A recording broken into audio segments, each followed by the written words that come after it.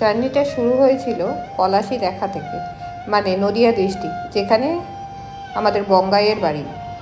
আস্তে আস্তে মালদা এসে, মালদাটা রাত্রেবেলা রেস্ট নিয়ে, গৌড় দেখার পরে মালদায় রাত্রেবেলা রেস্ট করে আমরা সকালে বেরিয়ে পড়ি কোচবিহারের উদ্দেশ্যে। কোচবিহারের জোনাকি হোটেলে আমরা পৌঁছাই সকাল সকাল। তারপরে হচ্ছে আমরা ওখানেই লাঞ্চটা করি। মাত্র 179 টাকায় এত কিছু আমাদের ভেজ আইটেম দেওয়া হয়, তার সাথে ছিল একটা সফট ড্রিঙ্কসও। এরপর আমরা বেরিয়ে পড়ি কোচবিহার রাজবাড়ির উদ্দেশ্যে, যেটা আবার আমাদের সিনেমা মিনময়দার ডিস্ট্রিক্টে। সেদিন খুবই বৃষ্টি হচ্ছিল।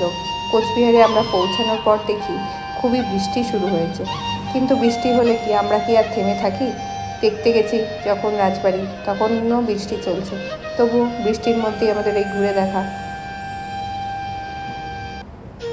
এই যে আমি ছাতা নিয়ে এখানে দেখছিলাম ভিডিওটা ঠিকঠাক আসছে কিনা।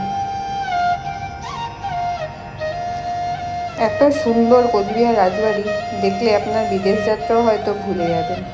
সত্যি বলছি, বাংলার মধ্যে এটা একটা ঐতিহাসিক স্থান। যেতেই পারেন দুদিনের জন্য হাতে সময় নিয়ে। কলকাতা থেকে এত সুন্দর একটা প্রাকৃতিক দৃশ্য অনুভব করার জন্য আপনাকে যেতেই হবে একবার কোচবিহার।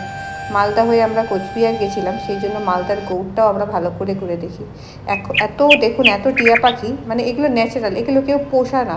ওখানে ন্যাচারাল প্রাকৃতিক জন্যই এত সুন্দর সুন্দর পাখিরাও ওখানে সবসময় ঘুরে বেড়াচ্ছে। রাজবাড়িতে এরা এরকমভাবেই ঘুরে বেড়ায়। প্রাকৃতিক সৌন্দর্য এখানে মিলেমিশে গেছে এই রাজবাড়িতে।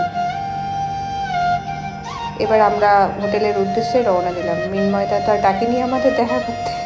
ঠিক আছে, এখন থেকে আসি, টাটা।